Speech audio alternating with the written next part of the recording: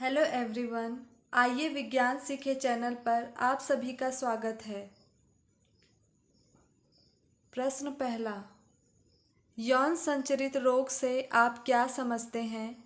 किन्हीं दो यौन संचरित रोगों का वर्णन कीजिए। उत्तर, वे रोग जो मैथुन के द्वारा संचारित होते हैं उन्हें सामूहिक तौर पर यौन संचरित रोग कहते हैं। दो यौन संचरित रोग निम्नलिखित हैं। पहला, सुजाक गोनोरिया। यह संक्रामक यौन रोग निसेरिया गोनोरी नामक जीवाणु से होता है। इस रोग से मूत्र मार्ग में सूजन हो जाता है। नर में जीवाणु का संक्रमण होने पर मूत्र मार्ग द्वारा श्वेत गाढ़े द्रव का स्राव होने लगता है। वह रोग तीव्रता से बढ़ने पर अधिवृषण भी संक्रमित हो जाती है। यह रोग रोगग्रस्त स्त्री के साथ संभोग करने से होता है। यह रोग बंध्यता पैदा करती है। ठीक से उपचार नहीं होने पर यह अनेक रोगों को पैदा करता है। उपचार के लिए सल्फोनेमाइड तथा पेनिसिलिन जैसे एंटीबायोटिक का उपयोग किया जाता है। दूसरा, उपदंश सिफिलिस। इसे फ्रेंच पॉक्स के नाम से भी जाना जाता है। यह संक्रामक रोग भी पेनिसिलिन नामक प्रतिजैविक के सेवन से उपचारित होता है। यह ट्रिपोनिमा पैलिडम नामक जीवाणु के द्वारा भी फैलता है। इसमें पहले मैथुनांगों के शीर्ष भाग पर घाव बनता है, फिर त्वचा पर दाने, घाव तथा अंततः दोनों लक्षणों की समाप्ति के बाद अंदर ही अंदर तंत्रिका तंत्र को प्रभावित कर पागलपन के लक्षण का अभिप्रेरण कर देता है। प्रश्न 2, अपूर्ण प्रभाविता एवं सहप्रभाविता में अंतर लिखिए। उत्तर, अपूर्ण प्रभाविता एवं सहप्रभाविता में अंतर। अपूर्ण प्रभाविता, दोनों युग्म विकल्पी अपनी स्वतंत्र अभिव्यक्ति नहीं कर पाते हैं। सहप्रभाविता, दोनों युग्म विकल्पी अपनी अभिव्यक्ति करते हैं। अपूर्ण प्रभाविता, संकर में नया लक्षण रूप होता है। सहप्रभाविता, संकरों में नए लक्षण रूप उत्पन्न नहीं होते हैं। अपूर्ण प्रभाविता, दोनों युग्म विकल्पों के लक्षण रूप संकर में मिश्रित हो जाते हैं। सहप्रभाविता, दोनों युग्म विकल्पों के लक्षण रूप संकर में मिश्रित नहीं होते हैं। अपूर्ण प्रभाविता, संकर में दोनों युग्म विकल्पी के बीच का लक्षण प्रदर्शित होता है। सहप्रभाविता, इसमें ऐसा नहीं होता। इसमें अपना स्वयं का लक्षण स्वतंत्र प्रदर्शित होता है। अपूर्ण प्रभाविता, युग्म विकल्पी मात्रात्मक प्रभाव दिखाते हैं। एक प्रभावी एलील आधा और दो प्रभावी एलील पूर्ण लक्षण रूप उत्पन्न करते हैं। सहप्रभाविता, एलील्स का कोई मात्रात्मक लक्षण नहीं होता है। प्रश्न 3, मनुष्य में विवाह से पूर्व आरएच कारक की जांच क्यों आवश्यक है? समझाइए। उत्तर, आरएच कारक एक विशेष प्रकार का प्रोटीन है जो एंटीजन के रूप में मानव रुधिर में पाया जाता है। जिस व्यक्ति में यह पाया जाता है उसे आरएच प्लस तथा जिसमें नहीं पाया जाता है उसे आरएच माइनस कहते हैं। जब आरएच माइनस व्यक्ति का रुधिर आरएच प्लस व्यक्ति के संपर्क में रक्ताधान या गर्भधारण के समय आता है तो बहुत अधिक कठिनाइयां पैदा हो जाती हैं, अर्थात यह आनुवांशिक अकर्मण्यता को प्रदर्शित करता है। अतः रक्तदान तथा विवाह के समय आरएच माइनस कारक पर विशेष ध्यान देना चाहिए। प्रश्न 4, एक संकर क्रॉस किसे कहते हैं? F2 पीढ़ी में कितने प्रकार के फिनोटाइप और जीनोटाइप बनेंगे? चेकर बोर्ड की सहायता से स्पष्ट कीजिए। उत्तर, जब दो पौधों के बीच एक इकाई लक्षण के आधार पर संकरण कराया जाता है तो उसे एक संकरीय संकरण कहा जाता है। मेंडल ने मटर का एक लंबा पौधा कैपिटल टी टी एवं बौना पौधा स्मॉल टी टी लिया। इनमें पर परागण किया एवं क्रॉस कराया तथा पाया कि इससे प्राप्त सभी पौधे लंबे थे। मेंडल ने इन पौधों को प्रथम पीढ़ी F1 कहा।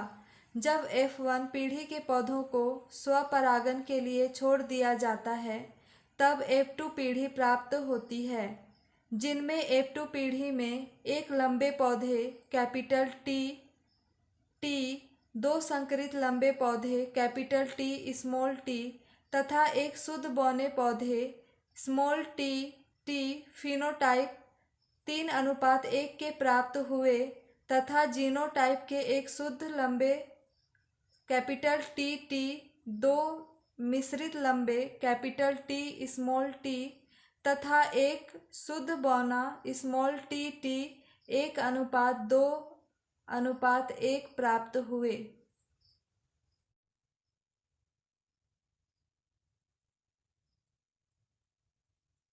प्रश्न 5, निम्नलिखित पर संक्षिप्त टिप्पणी लिखिए। पहला एलील, दूसरा समयुग्मकी, तीसरा टेस्ट क्रॉस। उत्तर, पहला एलील एक ही गुण के दो विभिन्न पर्यायी रूपों को व्यक्त करने वाले कारकों को एक दूसरे का एलील कहते हैं। जैसे लंबेपन तथा बौनेपन को व्यक्त करने वाले दोनों कारक कैपिटल टी और स्मॉल टी एक दूसरे के एलील होंगे। दूसरा, समयुग्मकी जब एक जीव में किसी लक्षण के लिए दोनों कारक जीन समरूप हों तो उस लक्षण विशेष को शुद्ध या समयुग्मजी कहते हैं। जैसे कैपिटल टी पौधे के लंबेपन के लिए तथा स्मॉल टी पौधे बौनेपन के लिए समयुग्मजी हैं। तीसरा, टेस्ट क्रॉस जब F1 पीढ़ी के जीवों का अप्रभावी जनक के साथ संकरण कराते हैं उसे टेस्ट क्रॉस कहते हैं। ऐसे संकरण से होने वाली संतति 50% शुद्ध अप्रभावी तथा 50% प्रभावी प्राप्त होते हैं। प्रश्न 6, गुणसूत्रों की संरचना में पाए जाने वाले विभिन्न प्रकार के परिवर्तनों या विपथनों का वर्णन कीजिए। उत्तर, गुणसूत्रीय उत्परिवर्तन जीवों में होने वाले अचानक परिवर्तन को उत्परिवर्तन कहते हैं। गुणसूत्रों की संरचना तथा संख्या में परिवर्तन होने से गुणसूत्रीय उत्परिवर्तन होता है। यह दो प्रकार से होता है। ए, संख्यात्मक परिवर्तन न्यूमेरिकल म्यूटेशन। इस प्रकार का उत्परिवर्तन गुणसूत्र की संख्या में परिवर्तन होने के कारण होता है। पहला, जब गुणसूत्र के सेट में परिवर्तन हो। जब गुणसूत्र के एक या एक से अधिक सेटों की वृद्धि हो जाती है तो इसे बहुगुणिता कहते हैं। जब गुणसूत्र के एक सेट में कमी हो जाती है तो इसे मूल अल्पसंख्यकता कहते हैं। मनुष्य में बहुगुणिता होती है जब 66 धन XXY गुणसूत्र होते हैं तो इसे युक्तांगुली दशा कहते हैं। इस रोग में बच्चों का मस्तिष्क असामान्य, हाथ पैर की अंगुलियां जुड़ी, जबड़ा छोटा, शरीर स्थूल होता है। इनकी उम्र अत्यंत कम और सीधे मृत्यु हो जाती है। दूसरा, जब गुणसूत्रों के सेट में परिवर्तन होता है। जब गुणसूत्र के सेट में एक या अधिक गुणसूत्रों की वृद्धि हो जाती है तो इसे बहुसूत्रता कहते हैं। जैसे 2n+1, 2n+2 इत्यादि। जब गुणसूत्र के एक या अधिक गुणसूत्र कम हो जाते हैं तो इसे असूत्रता कहते हैं। जैसे 2n-1, 2n-2 लिंग गुणसूत्र में वृद्धि या कमी के कारण टर्नर सिंड्रोम एवं क्लाइनफेल्टर सिंड्रोम उत्पन्न होता है। ऑटोसोम में गुणसूत्र की कमी के कारण डाउन सिंड्रोम जैसी विकृतियां उत्पन्न होती हैं। पहला, क्लाइनफेल्टर सिंड्रोम एक अतिरिक्त गुणसूत्र के कारण होता है। ऐसे नर मनुष्यों में एक X गुणसूत्र अधिक पाया जाता है, अर्थात इनमें कुल 47 गुणसूत्र 44 धन XXY लिंग गुणसूत्र होते हैं।